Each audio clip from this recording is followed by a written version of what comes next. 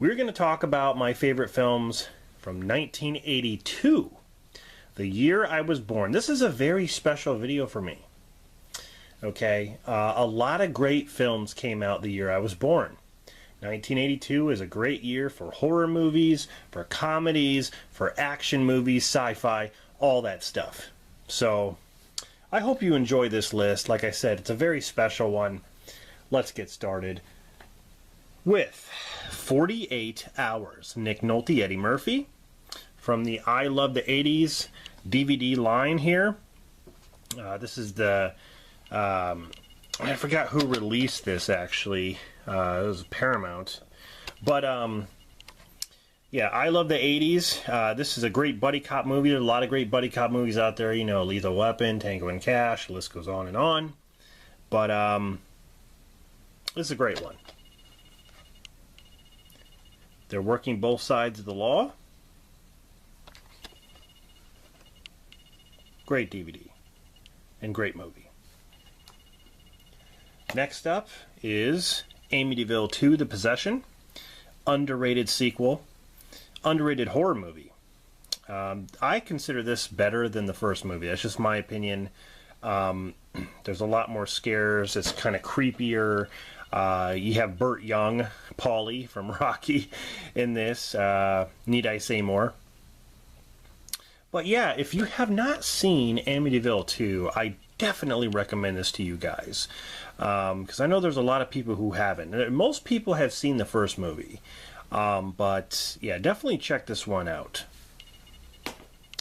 Next up is, of course, Basket Case. Now, this is the Arrow video release. Take this slip cover off, which is pretty cool, and then you got this. It's a fun movie. Very, very fun. Next up is Blade Runner. Visually stunning. This is a futuristic vision from Ridley Scott, who's a fantastic director, and this is one of my favorite Harrison Ford films. To be honest, when Blade Runner 2049 came out, when Harrison returned to do that role, I enjoyed that more than his return to Star Wars Force Awakens as Han.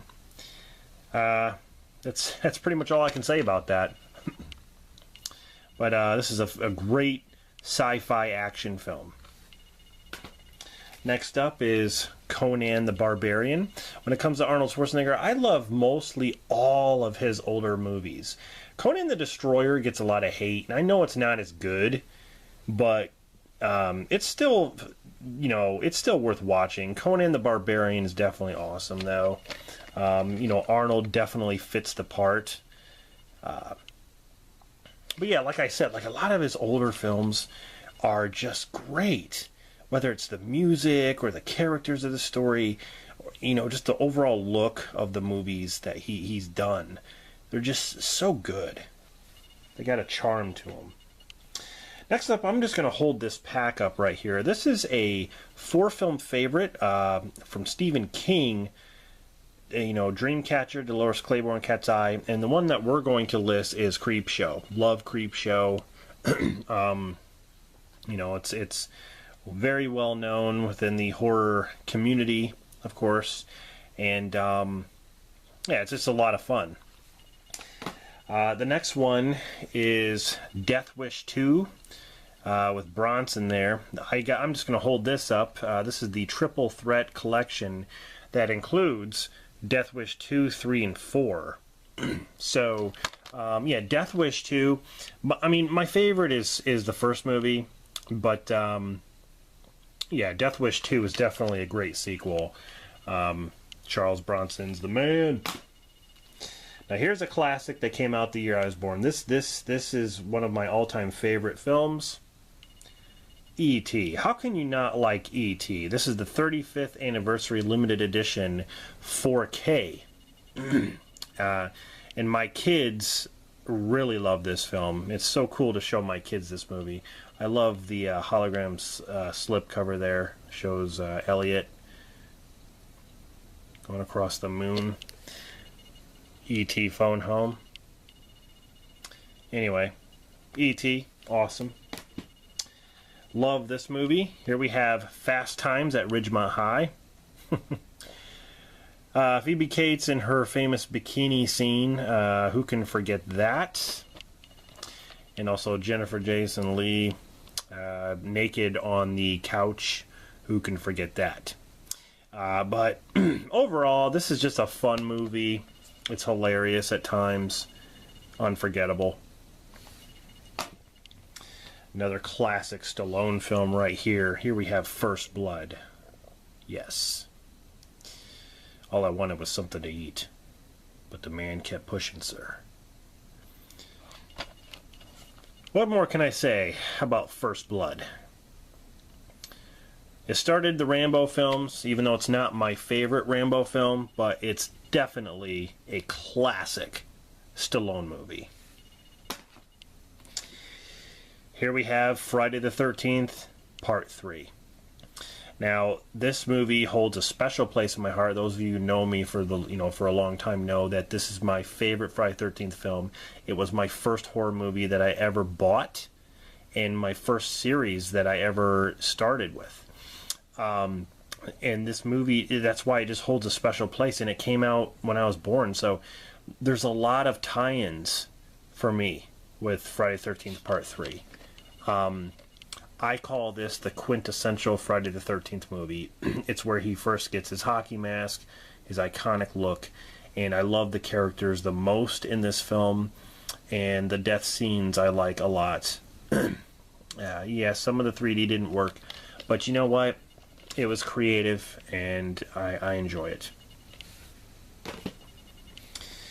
Here we have Halloween 3, Season of the Witch. 15 years ago, you could say that I pretty much hated this film.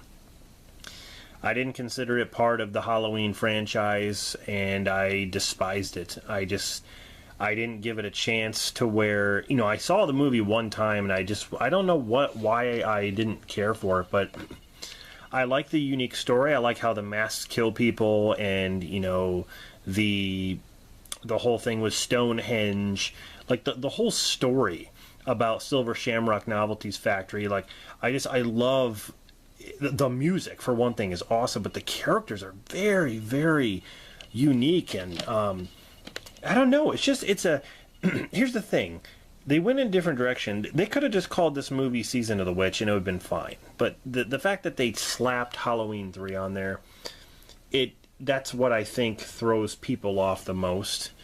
It shouldn't have any tie-ins at all, but it's its own movie, and that's how I look at it. Next up is a classic movie, An Officer and a Gentleman. This is a great drama with Richard Gere and Deborah Winger. This is the special collector's edition, which has a ton of new features. Lou Gossett Jr., one of my favorite Richard Gere films. This has an iconic ending to it where, she's working at the factory, and he comes in, with his officer's uniform, and he just picks her up and he takes her away from the place because she's working in this dead-end place, and he's going to go travel the world because he is going to fly jets, and so he picks her up to take her away. They'll probably get married and stuff.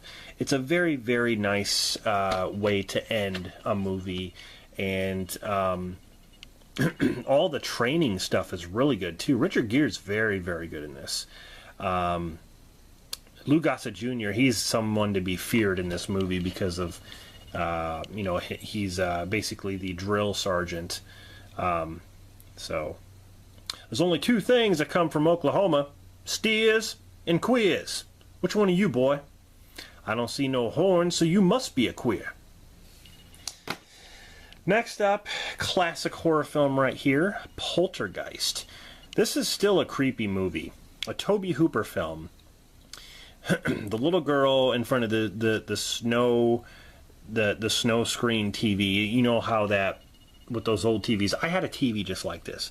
This TV right here, with the buttons on the side, it sat on the floor. There was like little bitty pegs that hold it, that make it stand up a little bit. But you basically had to look down at the TV from your chair. It's the same type of TV. And she's touching the screen because there's snow, like a snowy image on the screen. That's exactly what my TV would look like.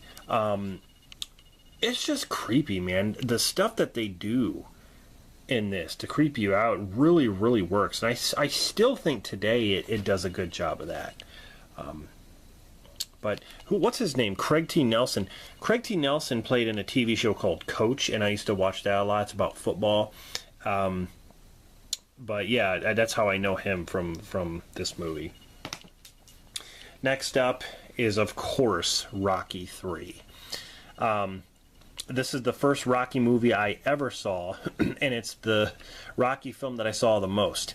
The thing is, Rocky 4 is not far behind it, because Rocky 4, to many people, Rocky 4 is the best Rocky.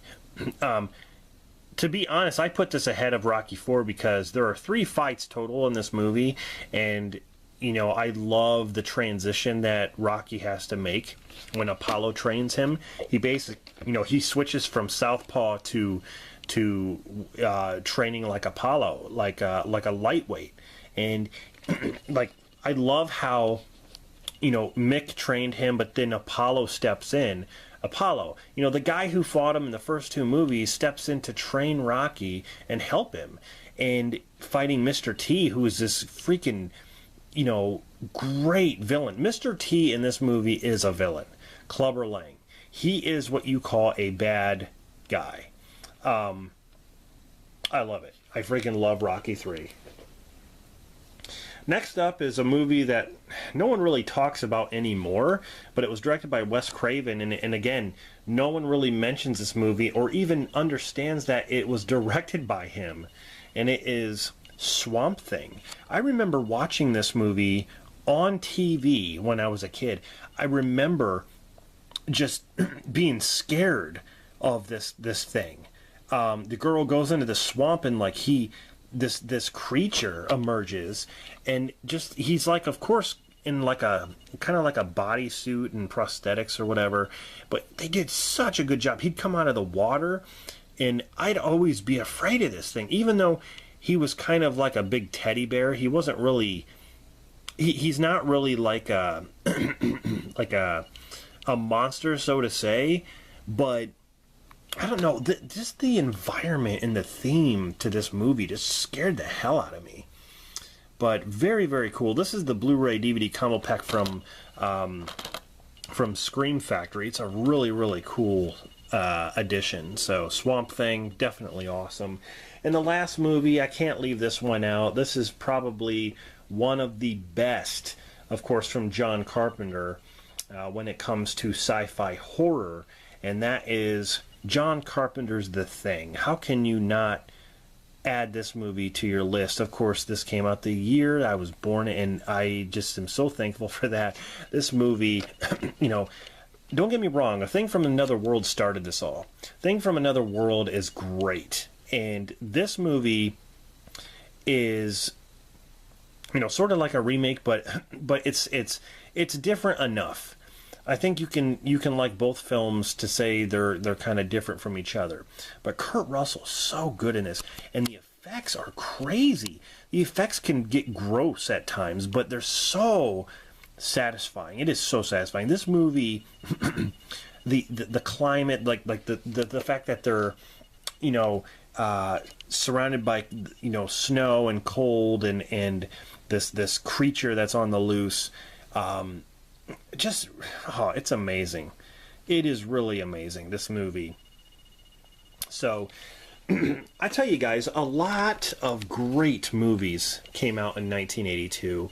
What do you think of some of these titles that I listed here? Let me know in the comments. And is 1982 one of your favorite years of movies?